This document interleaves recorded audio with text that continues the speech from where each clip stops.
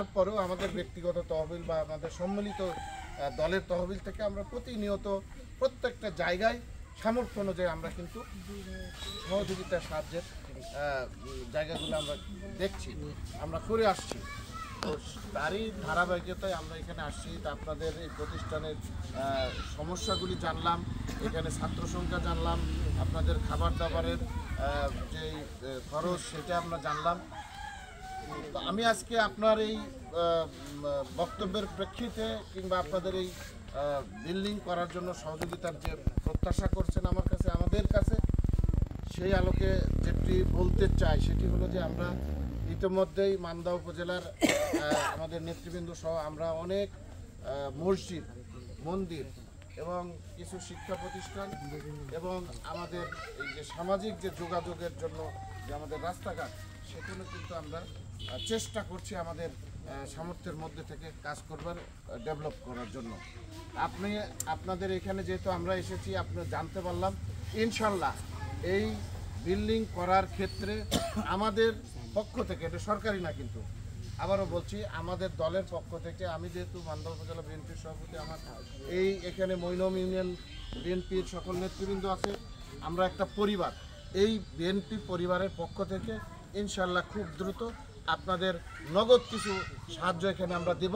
এবং এর পরবর্তীতে আমরা যেহেতু রাজনৈতিক লোকজন, সরকারি লোকের সাথে, আমাদের লোকজনের সাথে আমাদের কিছু সম্পর্ক রাখতে হয়, সেই সম্পর্কের খাতিরে আমরা অনুরোধ করব সরকারিভাবে যদি কিছু বরাদ্দ এখানে নিয়ে দিতে পারি সেটাও করব। আর আমরা ব্যক্তিগতভাবে আমাদের দলের পক্ষ থেকে বা আমাদের সমষ্টিগত দলের পক্ষ থেকে আমরা খুব শীঘ্রই আমাদের নেতৃবৃন্দের মাধ্যমে আপনার কাছে পৌঁছে যাবে সেই অর্থ। আর আমরা এছাড়াও ব্যক্তিগতভাবে আমার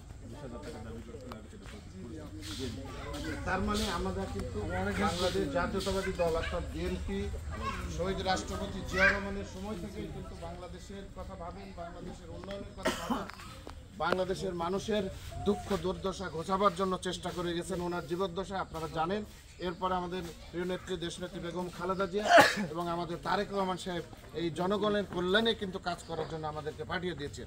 তা আমরা সকল সময়ে এই বিএনপির পরিবারের সকল সদস্য আমরা বিভিন্ন জায়গায় কিন্তু আমরা এই কাজগুলি আমাদের সামর্থ্যের মধ্যে থেকে করবার চেষ্টা করে থাকি।